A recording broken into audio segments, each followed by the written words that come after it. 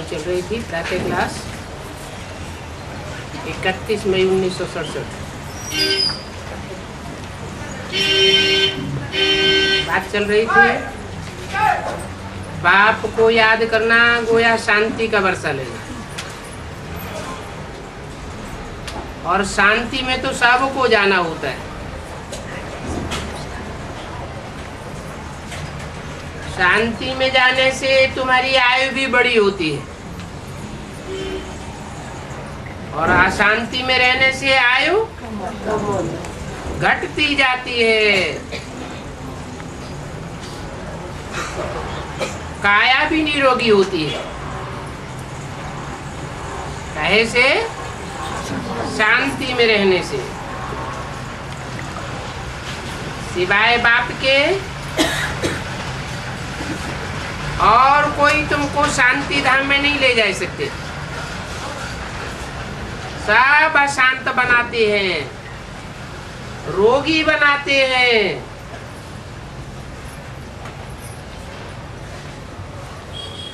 आयु क्षीण कर देते हैं। कोई भी तुम्हें सुदर्शन चक्रधारी नहीं बना सकते,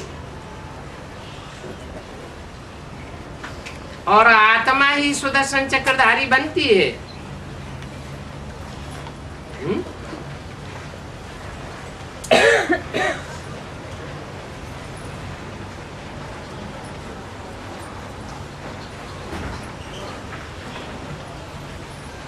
जड़ जीव जंतु सुदर्शन चक्रधारी नहीं बनते।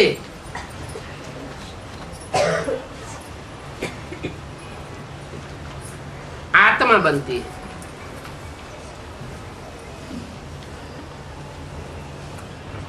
वो बाप भी है, क्योंकि सृष्टि के आदि मध्य अंत का ज्ञान उनके पास है।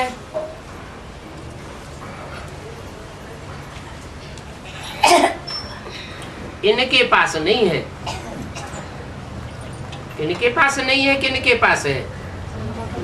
ब्रह्मा के पास नहीं है, उनके पास है, क्योंकि वो बाप है। बीज को बाप कहा जाता है, माता को बीज नहीं कहा जाता। माता को क्या कहा जाता है? धारिणी कहा जाता है। बीज को धारण करने वाली है।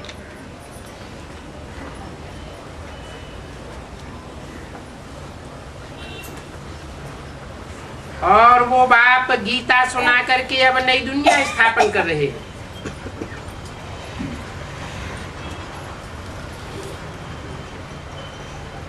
वो गीता तो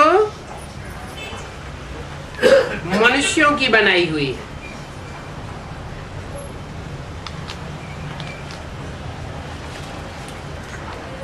कौन सी गीता? झूठी गीता। झूठी कैसे? खंडित हो गया। वो गीता जो खंडित हो जाती है, जो बोला है मुरली में, गीता सारी ही खंडित की हुई है। किसके द्वारा? मनुष्यों के द्वारा। वो मनुष्यों की बनाई हुई गीता है।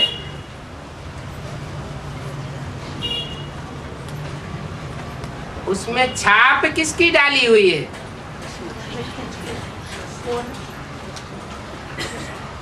कृष्ण की छाप डाली हुई है। जो मनुष्य सृष्टि का पहला पत्ता है, उसकी छाप डाली हुई है। दिल पर छाप पड़ती है ना, तो उस गीता के दिल पर छाप पड़ी हुई है कृष्ण की, और कृष्ण पहला पत्ता है।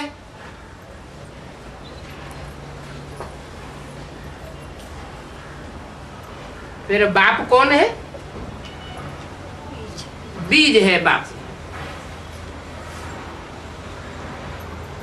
मना पत्ता जब पुरुषार्थी जीवन में होता है, साकार जीवन में होता है तो बीज रूप स्टेज धारण नहीं करता अपने साकार शरीर से।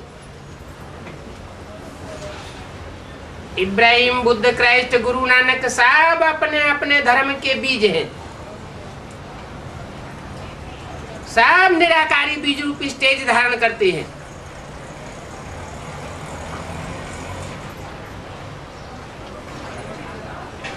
कृष्ण बीज रूप स्टेज धारण नहीं करता।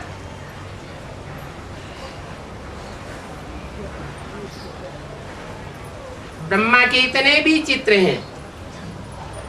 ब्रह्मा कहो, ब्रह्मा और सतयुग में कृष्ण कहो, बात तो एक ही है। ब्रह्मा पुरुषार्थी जीवन है और कृष्ण प्रारब्ध का जीवन है।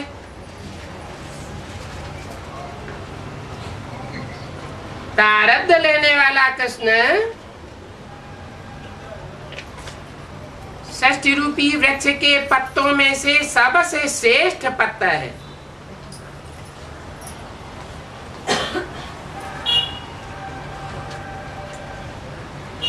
मनुष्य और मनुष्य से ऊंचे देवता।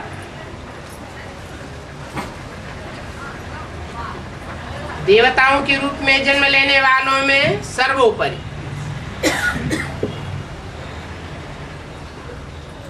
लेकिन उस देवताई सृष्टि को भी जन्म देने वाले जो बीज हैं,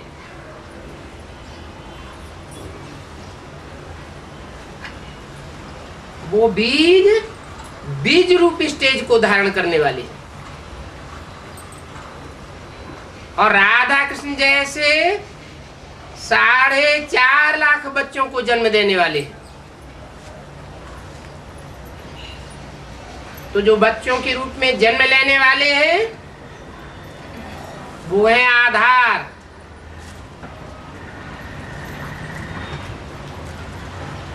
और जो जन्म देने के लिए बीज रूप स्टेज धारण करने वाले हैं वो है बीज रूप बाप।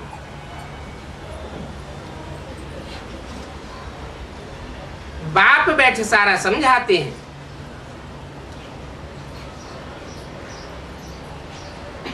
धरणी का पाठ बजाने वाले समझाने वाले नहीं हैं। माता के रूप में पाठ बजाने वाले समझाने वाले नहीं हैं। सुनने सुनाने वाले हैं।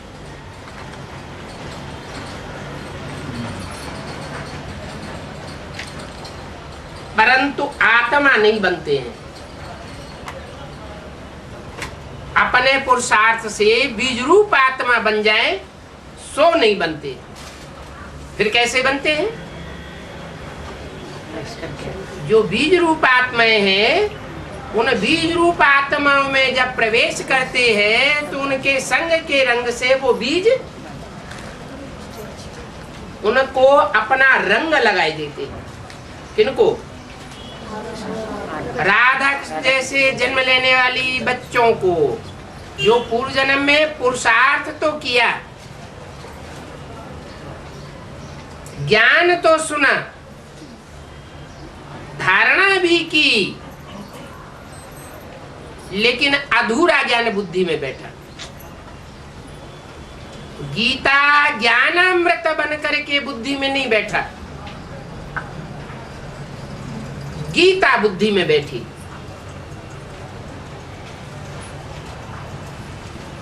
गीता के 2 रूप हो जाते हैं। एक मनुष्यों की रची हुई गीता और एक भगवान की रची हुई गीता।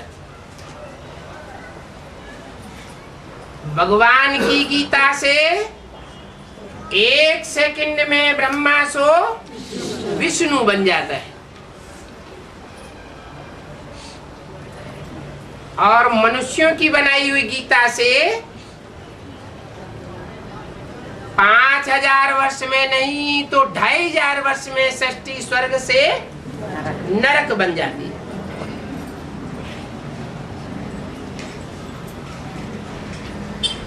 ये बाप बैठ सारा समझाते हैं। कि सच्ची गीता कौन और झूठी गीता कौन, क्योंकि वो सब आत्माओं का बाप है।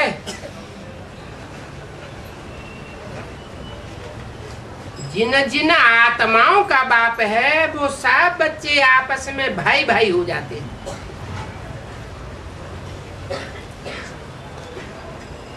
बाप जब नई दुनिया रचते हैं तो प्रजापिता ब्रह्मा द्वारा तुम भाई बहन बन जाते हो।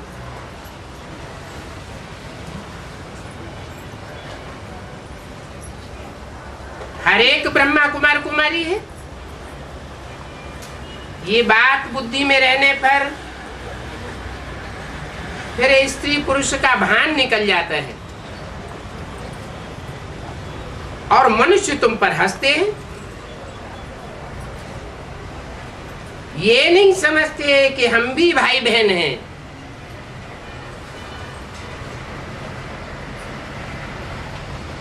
कैसे भाई बहन हैं? सारी मनुष्य सृष्टि को आज नहीं तो कल प्रजापिता ब्रह्मा का बच्चा बनना है।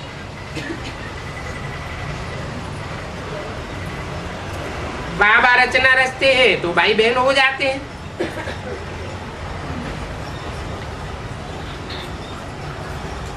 जबकि क्रिमिनल दृष्टि निकल जाती है। इसीलिए गंधर्व विवाह गाया हुआ है।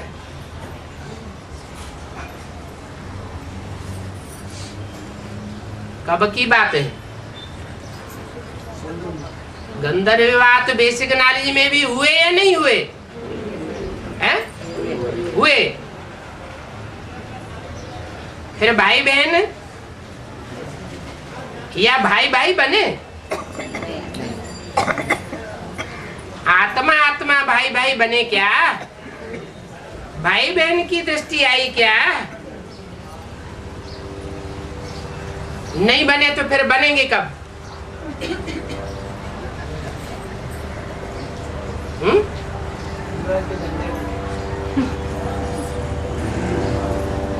भाई बहन बनते हैं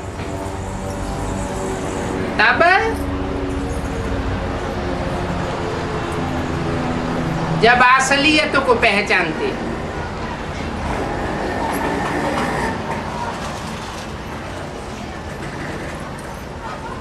दो मालाएं तैयार होती है, एक ब्रह्मा सो विष्णु की माला।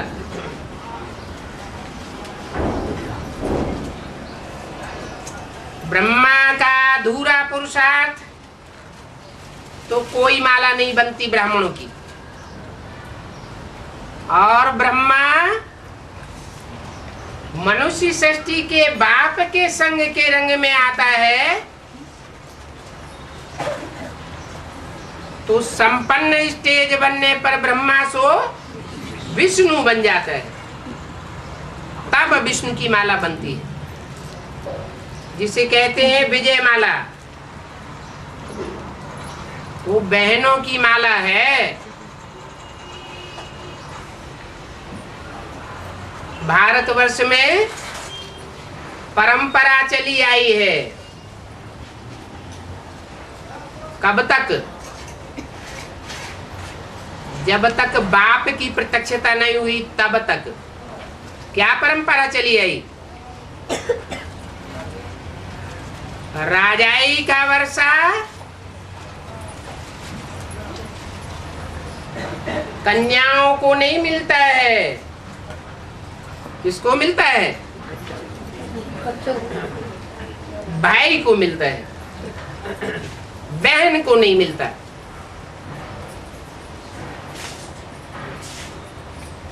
हर घर परिवार में पुरुष अपने घर का राजा होता है। यथा राजा तथा प्रजा। प्रजा भी क्या करती है? 63 जन्मों में भारतवर्ष में प्रजावर्ग ने अपना वर्षा भाई को दिया या बहन को दिया? पुत्र को दिया या पुत्री को दिया? पुत्री को दिया।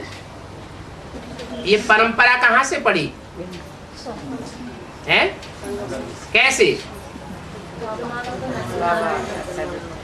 जो पुरुषार्थी जीवन में अम्मा को फॉलो करने वाली बनी,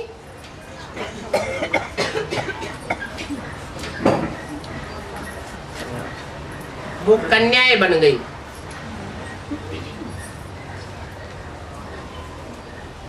रानी बन सकती हैं, लेकिन राजा नहीं बन सकती।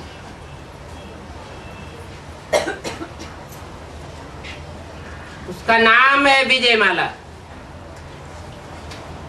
माला माना संगठन। संगठन काय से बनता है? प्योरिटी से संगठन बनता है। वो प्योरिटी से यूनिटी बनाने वाली कन्याएं 63 जन्म भी पवित्रता को धारण करती है। नंबर 1।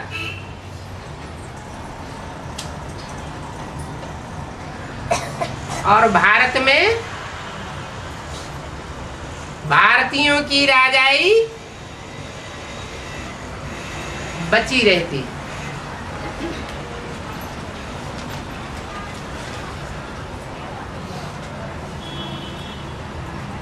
माता में प्योरिटी ज्यादा होती है। वो प्योरिटी का वर्षा बच्ची में भी जाता है।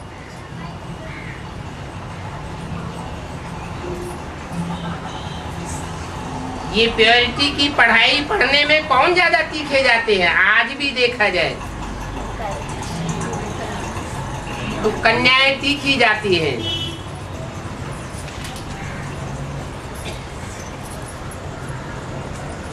फिर जो तीखे जाते हैं प्योरिटी की पढ़ाई पढ़ने में, उनको वर्षा मिलना चाहिए।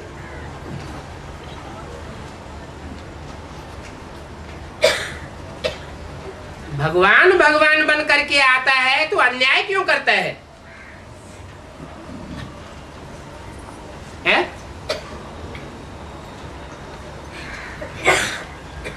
जब है ही पवित्रता की पढ़ाई, तो जो पवित्र रहने वाली आत्माएं हैं, पवित्रता में आगे जाती है, उनको वर्षा मिलना चाहिए। काहे का वर्षा? राजाई का वर्षा।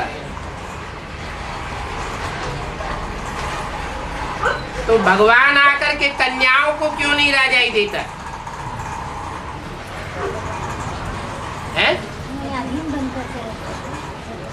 हाँ, ये विशेषता है। जो कन्या का जीवन धारण करके आधीन होकर के रहती है, उसकी पवित्रता अक्षुण्ण रहती है। भारतीय परंपरा ऐसा कहती है। और विदेशी परंपरा में क्या होता है? कन्याएं बचपन से ही स्वतंत्र हो जाती है। माँ बाप की अधीनता में नहीं रहती।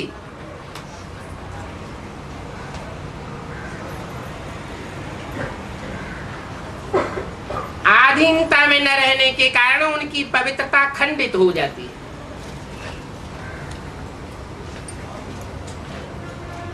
इसलिए भारत की माताएं गाई हुई है।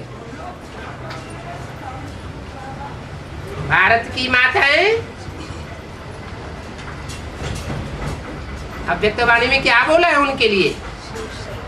भारत माता शिव शक्ति अवतार अंत का यही नारा है। अंत का नारा है, आदि और मध्य का नारा नहीं है। उन माताओं ने भी आदि में और मध्य में वो करिश्मा नहीं दिखाया।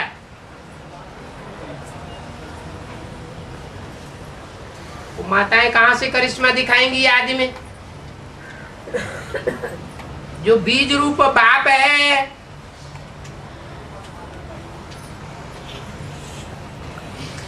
उसको कोई ज्ञान का पूरा डोज नहीं मिला, पूरा ज्ञान नहीं था तो छोड़ के चले गए। तो माता को प्राप्ति होने की तो बात ही नहीं।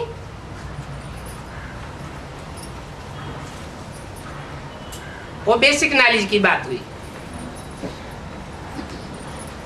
एडवांस नॉलेज में भी जमदे जामदे नहीं हो सकता। ऐसे नहीं कि 76 बाप का प्रत्यक्षता वर्ष है,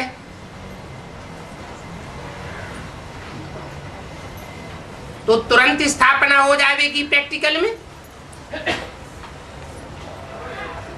पहले नंबरवार बुद्धि रूपी क्षेत्र में प्रत्यक्षता होगी सुखधाम और शांति धाम की,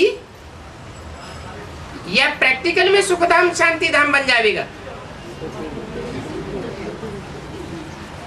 तो बीज रूप बाप की बुद्धि रूपी धरणी में सुखधाम और शांति धाम की प्रत्यक्षता होती है, फिर नंबरवार बच्चों की बुद्धि में होती है।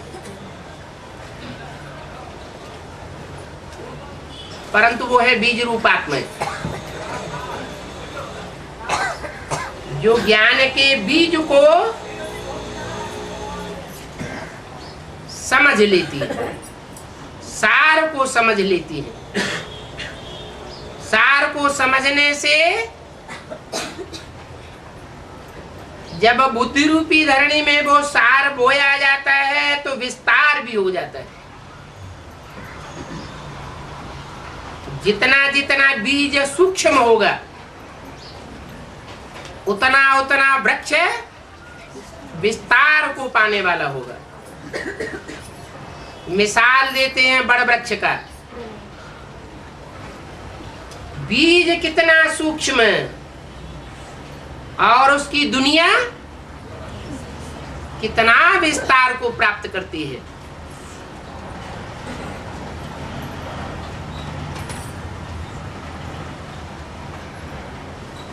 परंतु जो भी बीज रूप आत्माएं हैं उनका बीज कौन?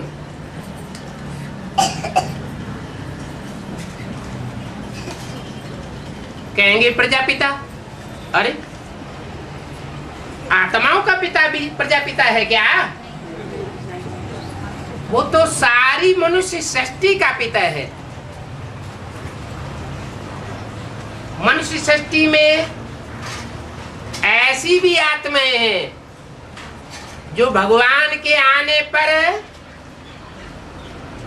बीज रूप स्टेज को पूरा पूरा धारण कर लेती है,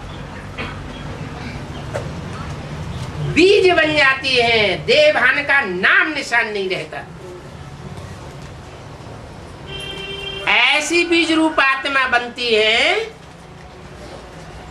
कि दृष्टि मात्र से भी,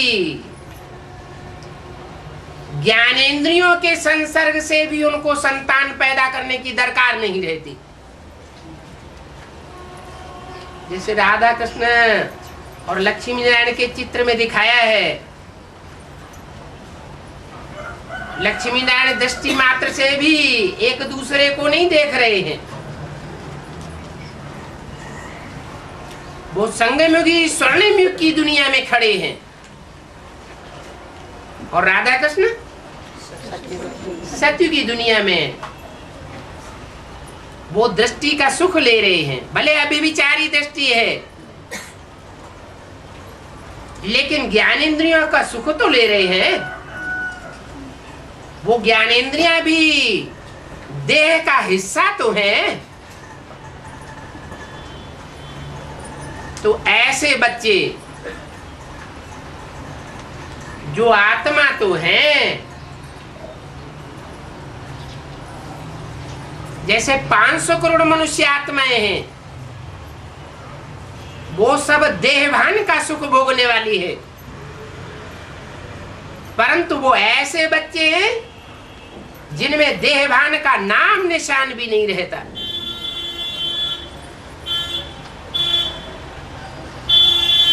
संपूर्ण आत्मा बन जाते हैं। ऐसे आत्मा बनने वाले रूहानी बच्चों का बाप कौन होगा? है? प्रजापिता तो हो नहीं सकता। वो तो देह अभिमानियों का भी बाप है। राम सो रावण बनता है, तो बिना देहवान के रावण बन जाएगा क्या?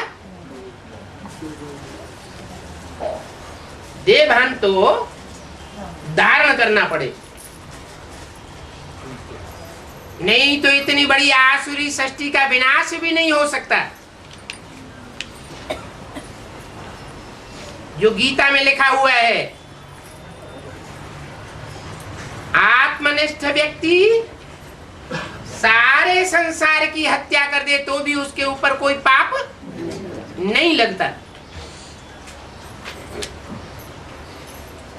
देवभान के बगैर हत्या करेगा क्या? है? देवभान होगा तब ही तो विनाश होगा। अगर संपूर्ण आत्माभिमानी हो तो विनाश की तो बात ही नहीं। दुखधाम स्थापन करेगा, सुखधाम स्थापन करेगा या शांति धाम स्थापन करेगा, इस षष्ठी के ऊपर। साकार षष्ठी में क्या निर्माण करेगा? शांति धाम बनाएगा।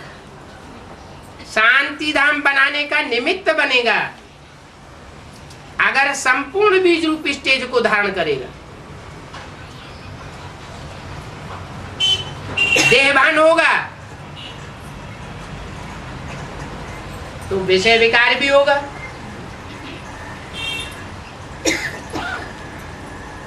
पवित्रता से स्थापना होती है और अपवित्रता से विनाश होता है।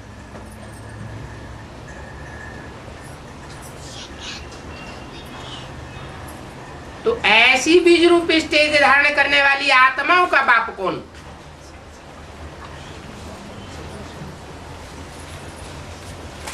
रूहों का बाप कौन?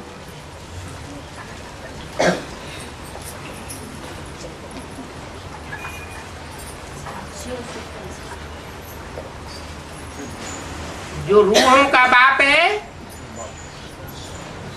वो रूहानी स्टेज के बच्चों की पैदाइश करके जाता है।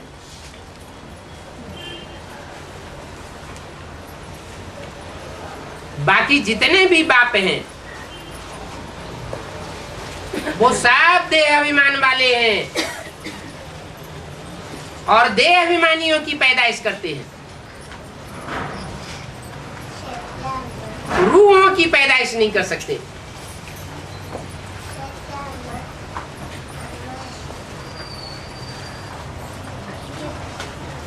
प्रजापिता भी रूहों की पैदाइश करता है या देह अभिमानियों की पैदाइश करता है? हैं? अरे देहधारी होगा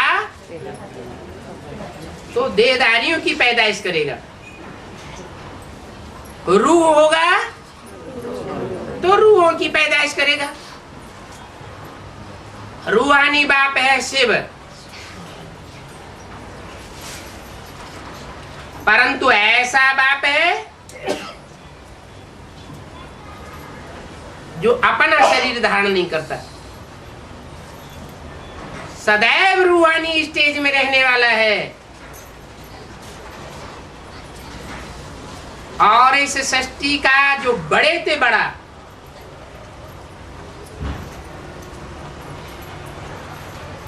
देह अभिमानी है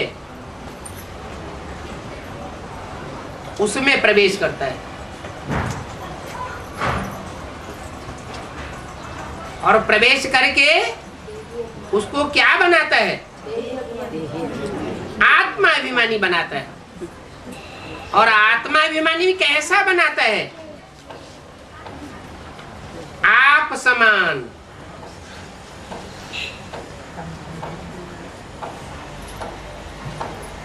जैसे स्वयं है सदाशिव, ऐसे संगम युग में सदा काल के लिए, सिर्फ संगम युग में सदा काल के लिए आत्मा बनाकर जाता है।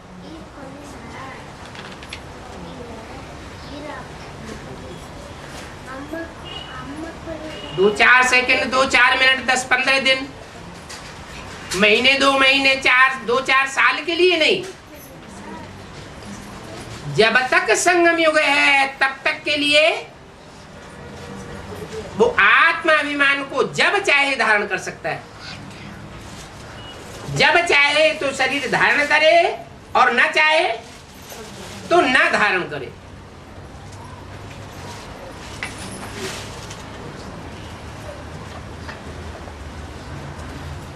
आत्मा बनता है तो मनुष्य सृष्टि की जो भी आत्मा है सब में प्रवेश करके वो अपना कार्य कर सकता है। एटम बम बनाने वालों की बुद्धि को भी घुमा सकता है।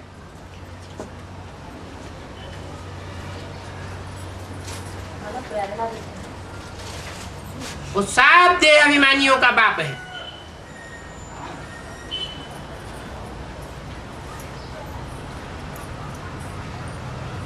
आत्मा अभिमानी कितने हैं और देह अभिमानी कितने हैं? 4.5 लाख आत्मा अभिमानी और बाकी सारी सृष्टि देह अभिमानी। 4.5 लाख आत्माओं का बाप वो परमपिता परमात्मा कहा जाता है।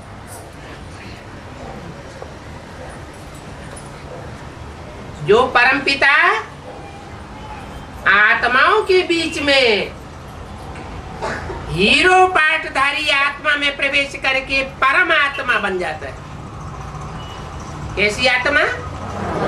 परमात्मा बन जाता है। बन जाता है, पहले था नहीं परमात्मा। क्यों? सुप्रीम सोल पहले परमात्मा नहीं था। कंपैरिजन तब ही किया जा सकता है जब शरीर में प्रवेश करे। दूसरे धर्म वाले तो मानते ही नहीं है क्या कि सुप्रीम सोल इस सृष्टि पर साकार तन में प्रवेश करता है, इसलिए वो परमात्मा का सही अर्थ नहीं निकाल पाते। वो क्या नाम देते हैं?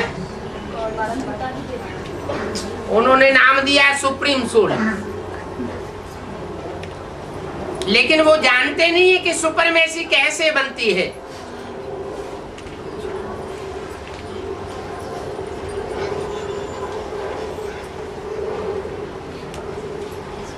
Good, better, best.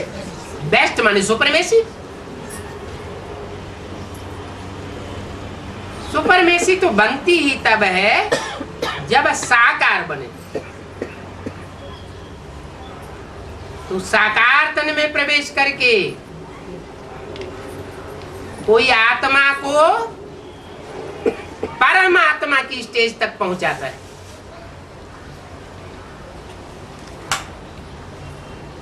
ये परमात्मा टाइटल जो है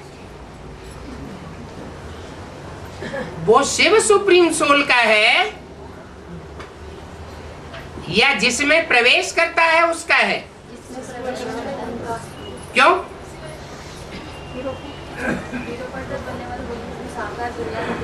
इसलिए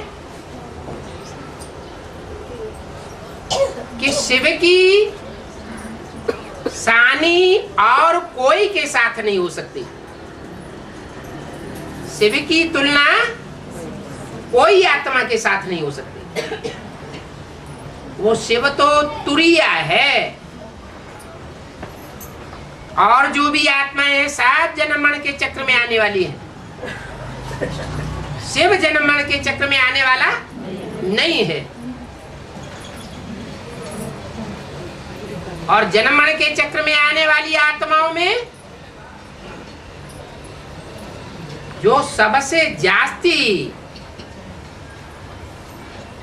आत्मिक स्थिति को धारण करने वाला है, वो बाप समान की स्टेज को पाता है, या बाप उसको सुप्रीम सोल बाप शिव उसको आप समान बना के जाता है। तो भक्ति मार्ग में कहा जाता है शिव शंकर एक है। बेसिक नॉलेज में ब्रह्मा कुमार कुमारियां समझाते हैं शिव और शंकर एक नहीं है, अलग अलग है। अब ये कैसे समझाया जाए कि अलग अलग है या एक है? अपना समान बना देंगे तो दोनों एक है। अलग अलग तब ही कहेंगे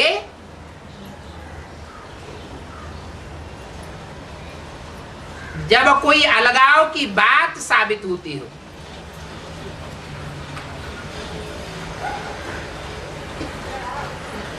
अलगाव की बात क्या साबित होती है दोनों आत्माओं के बीच में? वो जानवर में नहीं। एक आत्मा भोगी है, सदैव भोगी है। क्या सदैव माना? आदि से लेकर के अंत तक भोगी है। और एक आत्मा सदैव भोगता है, सुप्रीम सोल जिसे कहा जाता है। इसलिए वेदों में जो मुख्य वेद है ऋग्वेद, उसमें लिख दिया है द्वा सुपर्णा सुयोजा सखाया समानम वृक्षम अभिशस्व जाते। ये षष्ठी रूपी वृक्ष है जिसमें दो पक्षी विशेष हैं, वास करते हैं। एक भोक्ता है और एक अभोक्ता है। उस वृक्ष पर रहते हुए भी एक सदैव भोक्ता है और एक भोक्ता भी है, तो अभोक्ता भी बन जाता है। जब चाहे भोक्ता बने और जब चाहे अभोक्ता बने। जिसे बाबा अव्यक्त वाणी में कहते हैं जब चाहो इंद्रियों से काम करो और जब न चाहो तो इंद्रियों से कर्म से परे हो जाओ। कोई माया की ताकत नहीं है जो कर्मेंद्रियों को उत्तेजित कर सके, कर्मेंद्रियों के बंधन में ना आ सके। ऐसी स्टेज को कहा जाता है अभोक्ता। जब चाहे तो कर्मेंद्रियों से भोग करे। कहां भोक्ता बनना है, कहां अभोक्ता बनना है, ये ज्ञान सदैव बुद्धि में रहे। ऐसे नहीं कि इंद्रियां वशीभूत कर लें।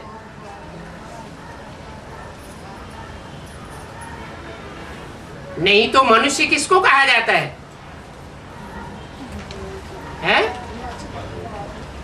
जो इंद्रियों के वशीभूत हो जाता है उसको मनुष्य कहा जाता है।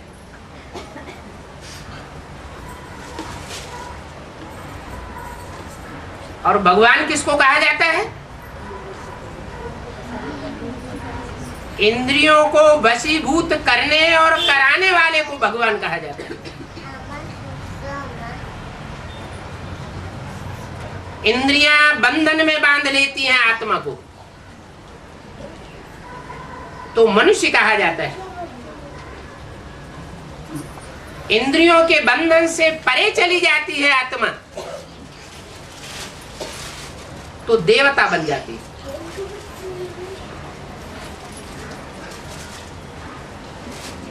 आत्मा सो परमात्मा भक्ति मार्ग में कह देते हैं।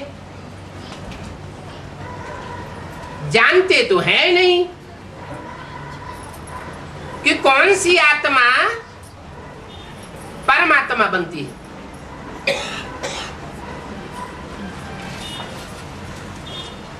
एक ही आत्मा है जो परमात्मा पार्ट बजाती है, वो भी सदा काल के लिए नहीं, सिर्फ संगम युग की बात है। इसलिए कहते हैं आत्मा कभी मरती नहीं।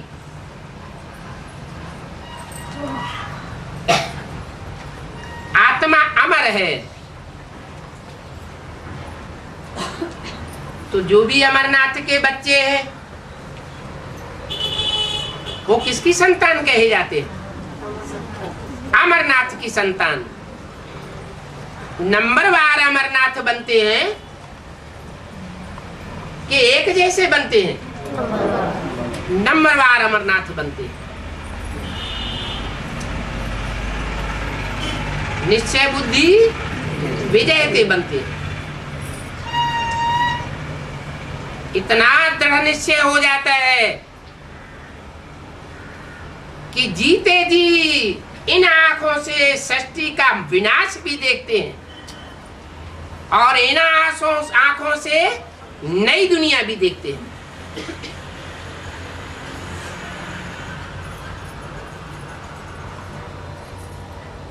उनकी आंखें भी अविनाशी हो जाती हैं।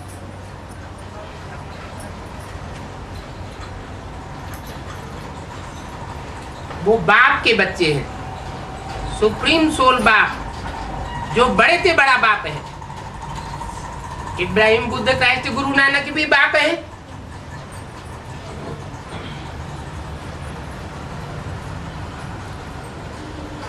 लेकिन उनको सुप्रीम फादर नहीं कह सकते, कोई कहते भी नहीं है।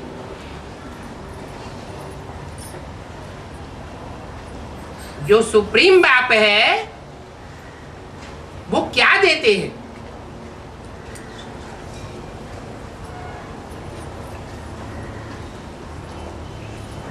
छोटा वर्षा देंगे या बड़ा वर्षा देंगे? क्या है बड़े से बड़ा वर्षा है? गति सदगति तो 500 करोड़ को भी मिलती है?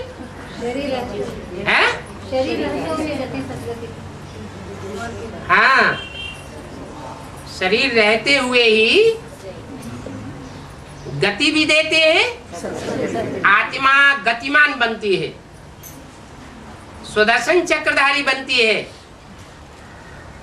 जड़त्वमयी बुद्धि खलास हो जाती है,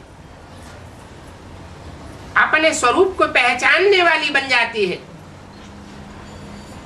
अनेक जन्मों को पहचान लेती है कि मुझ आत्मा ने इस 84 के चक्र में कैसे कैसे क्या क्या और कहां कहां पार्ट बजाया है।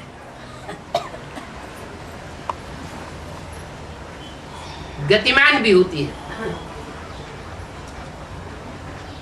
और शरीर रहते सुख भोगती है, दुख नहीं भोगती, माना सदगति होती है। ऐसी गति और सदगति 4.5 लाख आत्माओं के अलावा और कोई की नहीं होती।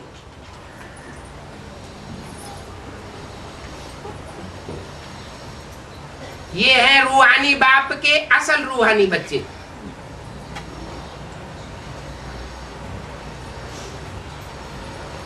जिनको बाप का राजाई का वर्षा मिलता है। क्या पढ़ाई पढ़ते हैं? राजयोग की पढ़ाई पढ़ते हैं।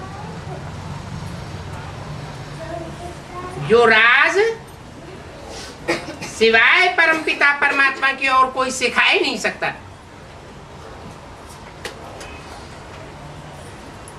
ऐसी संगठित फैमिली बना के जाता है जो इतनी बड़ी फैमिली दुनिया में कोई ने न बनाई हो। प्रैक्टिकल रूप में देखने में आता है कि इनके ये माँ है और इनके ये बाप है।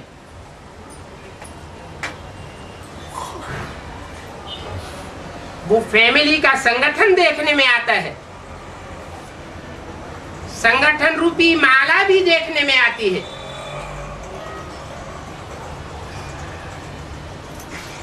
वो सारे ही गुप्त पुरुषार्थी हैं। गुप्त बाप से गुप्त वर्षा लेने वाले हैं।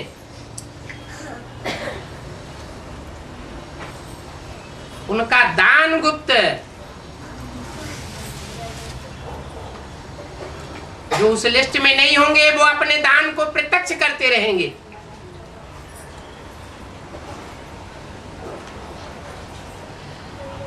गुप्त नहीं रख सकेंगे, दिखावा करेंगे। जो गुप्त बाप गुप्त पंडा के गुप्त पांडव बच्चे होंगे, उनका सारा ही दान गुप्त होगा। दुनिया नहीं जान सकती कि इन्होंने क्या तन का दान दिया।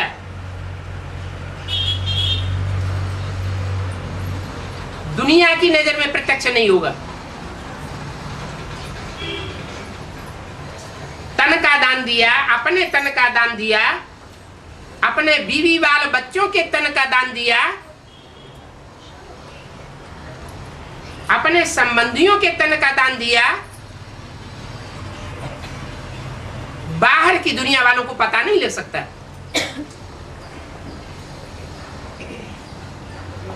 वो अंत तक उस राज को नहीं समझेंगे।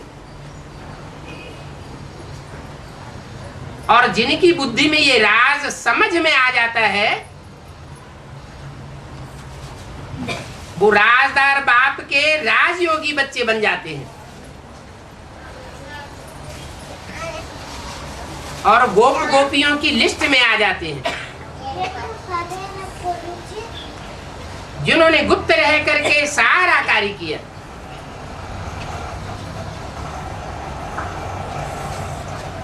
तन का दान भी गुप्त किया, धन का दान भी गुप्त किया। जहां तक हो सका समय, संपर्क और संबंधियों का भी गुप्त दान किया। सारी शक्ति गोपनीय तरीके से यज्ञ में यूज की। ये है ही गुप्त पांडव गवर्नमेंट।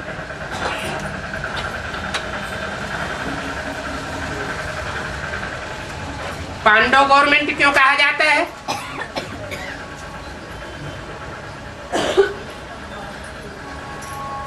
हैं? शक्ति गवर्नमेंट क्यों नहीं कहा जाता?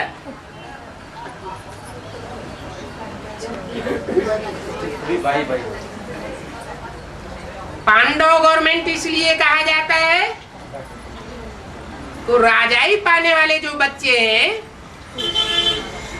वो आत्मिक स्थिति में रह करके रूहानी शासन में बांधने वाले हैं।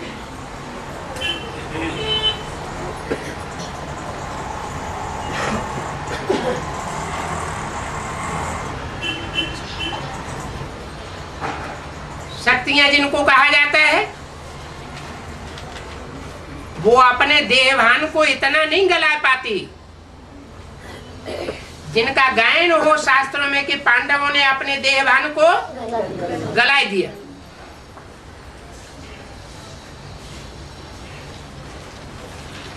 इसलिए भगवान का एक रूप है गॉड मदर और एक रूप है गॉड फादर। ब्रह्मा के रूप में है गॉड मदर और प्रजापिता के रूप में है गॉड फादर। इसलिए मुरली में बोला है वास्तव में यह ब्रह्मा तुम्हारी जगदम्बा है परंतु तन पुरुष का है। इसलिए कन्या माताओं के चार्ज में इनको नहीं रखा जा सकता। इसलिए इंचार्ज कौन बनाई जाती है? ओम राधे जगदम्बा सरस्वती।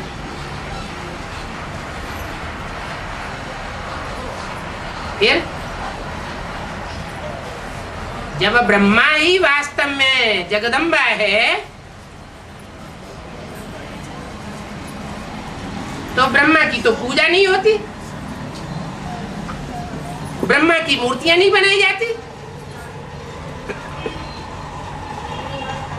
ब्रह्मा के मंदिर नहीं बनाए जाते। तो जगदम्बा होने से फायदा क्या हुआ?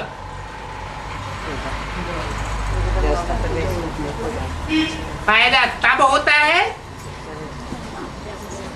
जब वो ब्रह्मा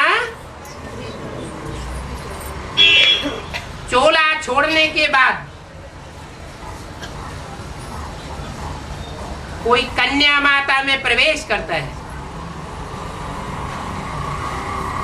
और फिर संसार में वो जगदम्बा के रूप में पूजा जाता है। जिस कन्या माता में प्रवेश करता है वो भी रुद्रमाला का मणका बनती है।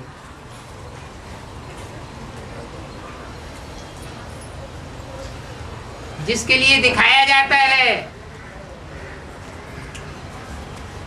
कि पहाड़ को क्या किया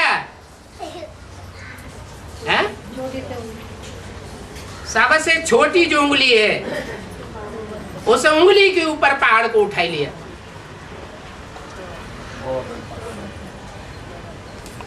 अंगूठे पर भी नहीं उठाया, ये ज्यादा मजबूत होता है। काय को उठा लिया? कनिष्ठिका उंगली पर उठा लिया। कहा जाता है ना, श्रेष्ठ पुरुषार्थी, मध्यम पुरुषार्थी और कनिष्ठ पुरुषार्थी। तो जब हाथ से काम किया जाता है तो 5 उंगलियों में ज्यादा से ज्यादा ताकत किसमें होती है? अंगूठे में ज्यादा ताकत। और कनिष्ठिका जैसी ताकत है वैसा काम कर पाती। तो जो रुद्रमाला का लास्ट मणका है उसके ऊपर गोवर्धन पहाड़ उठाई लिया। क्या नाम दिया? गौओं का वर्धन करने वाला पहाड़। वर्धन माना बढ़ाने वाला। सन 37 में स्थापना हुई यज्ञ की, तो 37 से लेकर के और दिल्ली आने तक 16-17 वर्षों में कितनी संख्या बढ़ सकी? ज्यादा से ज्यादा 300-400।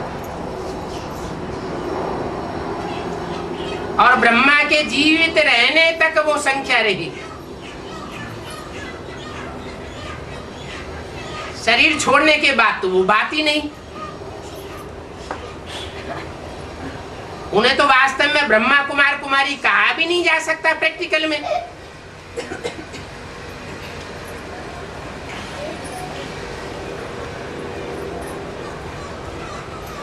एडवांस में जो अपन को पक्के प्रजापिता ब्रह्मा कुमार कुमारी कहलाते हैं, उनमें जो गुप्त संबंध जोड़ने वाले हैं, गोप गोपी बनते हैं, उनकी संख्या कितनी होती है? 16,000 अभी है। यज्ञ के आदि में भी नहीं थी और अभी भी नहीं है। माने उसको पहाड़ नहीं कह सकते। गौओं को बढ़ाने वाला पहाड़ नहीं कहा जा सकता। जिस पहाड़ के नीचे सुरक्षा मिल जाए,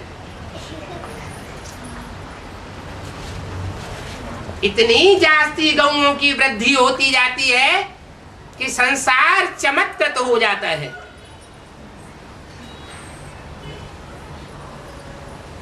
और कैसा भी नास्तिक से नास्तिक न हो, वो भी सर झुका देता है। यही भगवान है।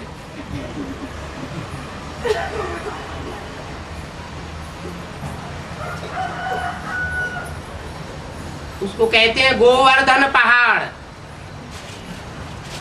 निमित्त कौन बनता है? हाँ, जगदम्बा निमित्त बनती है।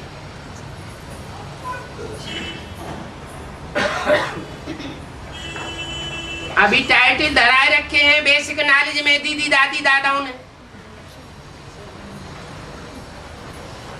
वर्ल्ड मदर अखबारों में छपाई दिया है, किताबों में छपाई दिया है, बड़े बड़े मेगा प्रोग्राम करके शिव ज्योति बिंदु के नीचे अपने चित्र छपा करके 3 मूर्तियां बनाई दी, जिनके लिए अव्यक्त वाणी में बोला 3 सीट्स फिक्स हो गई है। तो फटाफट चित्र बने और 3 सीट फिक्स हो गई। ब्रह्मा, बाप और जगदम्बा, वर्ल्ड मदर। क्योंकि मुरली में बोला है शंकर की जगह मम्मा को बैठाया होता तो समझाने में सहज हो जाता। इसलिए जगदम्बा को हमेशा मेगा प्रोग्राम का जो चित्र होता है उसमें जगदम्बा को ऊपर दिखाया जाएगा, क्योंकि वर्ल्ड मदर है ना। वर्ल्ड गॉडफादर तो ब्रह्मा के तन में आता था, वो तो चला गया। अब गोवर्धन पहाड़ कौन उठाएगा? अब जगदम्बा चाहिए कि नहीं चाहिए? तो जगदम्बा आ गई। कितने गौओं की वृद्धि करेगी?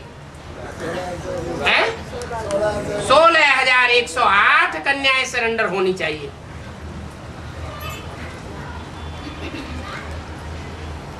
उधर अव्यक्त वाणी में बाप दादा ने बोल दिया 3-4 साल पहले, शायद 6 साल पहले,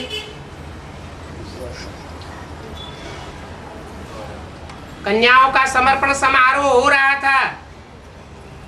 उस समय बोला ये आखिरी समर्पण समारोह नहीं है, अभी दोबारा भी समर्पण समारोह करेंगे। क्या मतलब हुआ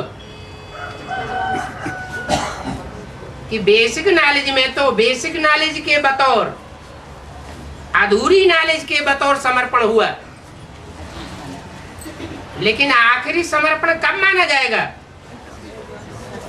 अरे भगवान होगा तो समर्पण होगा, या भगवान है ही नहीं प्रैक्टिकल में तो समर्पण माना जाएगा। भगवान प्रैक्टिकल में हो तो समर्पण संसार मानेगा।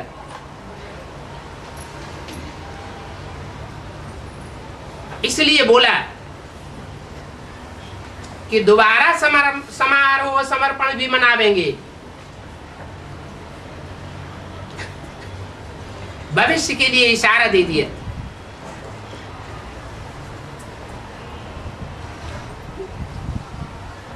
तो जगदम्बा निमित्त बनती है 16,000 कन्याओं माताओं को संभाल करने के लिए।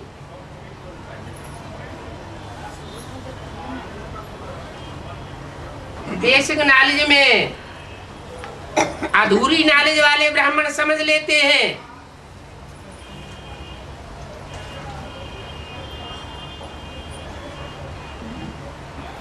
कि जगदम्बा ये है,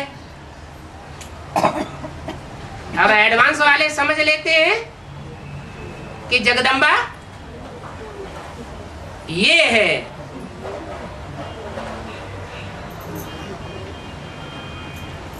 जगदम्बा वही हो सकती है जो सारे जगत का पार्ट, माताओं का, कन्याओं का, जिसके अंदर समाया हुआ हो। विदेशी कन्याओं माताओं के भी स्वभाव संस्कार जिसके अंदर हो, और भारतीय कन्याओं माताओं के भी स्वभाव संस्कार जिसके अंदर हो,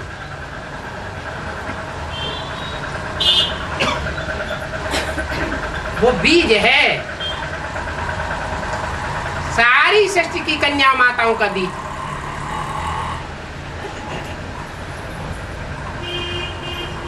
अंत में वो पालना करेगी।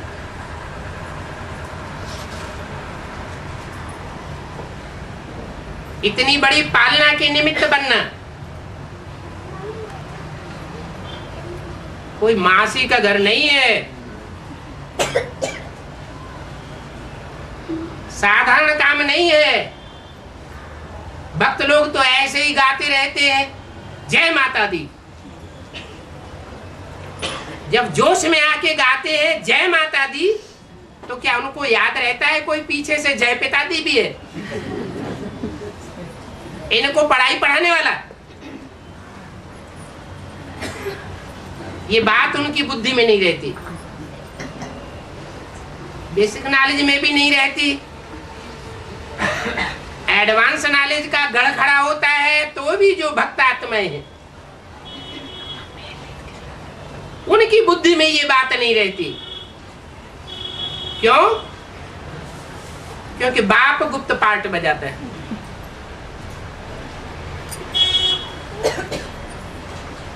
आदि में भी गुप्त था, मध्य में भी गुप्त है। गुप्त है कि अभी प्रत्यक्ष है? बच्चों के साथ प्रत्यक्ष है। बच्चों को अनिश्चय नहीं आता है? बच्चों को अनिश्चय नहीं आता? बच्चों को भी अनिश्चय आता है। कोई छाती ठोक के नहीं कह सकता कि हमको न कभी अनिश्चय आया है, न आ रहा है और न आगे चल के आएगा। माया अभी तो बताया कितने बड़े बड़े पोस्टर छपाए रखे हैं। माने हिलाने वाली अभी समझ में नहीं आई। जब हिलाने वाली समझ में नहीं आएगी तो स्त्रियम करने वाला कौन है वो भी समझ में नहीं आएगा। थमाने वाला कौन है और हिलाने वाला कौन है? रावण कौन है और राम कौन है? दोनों की पहचान साथ साथ होगी या एक की पहचान होगी एक की नहीं होगी?